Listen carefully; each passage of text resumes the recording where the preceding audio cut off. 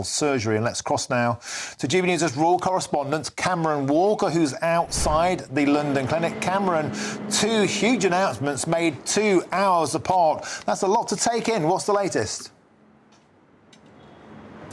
Yeah, it's been a pretty dramatic afternoon, Martin. Once we heard the news from Kensington Palace that the Princess of Wales had undertaken a planned surgery, abdominal surgery here at the London clinic, we all rushed down here. The Princess is still in the building behind me, and that's where she will remain for the next 10 to 14 days, as we understand it. And then in our inbox, we got this new statement from Buckingham Palace regarding the King's health. And the statement reads, from Buckingham Palace: in common with thousands of men each year, the King has sought treatment for an enlarged prostate. His Majesty's condition is benign and he will attend hospital next week for a corrective procedure.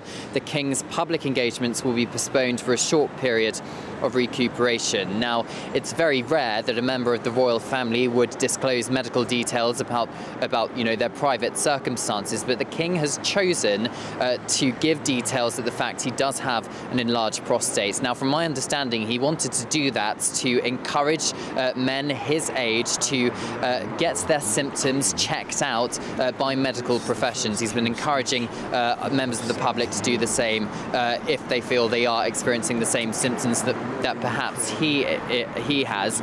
He's not expected to spend that much time in hospital, but I do understand that a number of engagements have been cancelled or at least postponed over the next couple of days. He was expected to be at Dumfries House in Ayrshire. However, if the monarch is ill, then councillors of state usually deputise on behalf of the sovereign. Now, from my understanding, that is not necessary next week when the King goes into hospital to have this treatment for the enlarged prostate, which suggests to me that he can continue with most of his royal duties, but we're not going to see him in public for quite some time.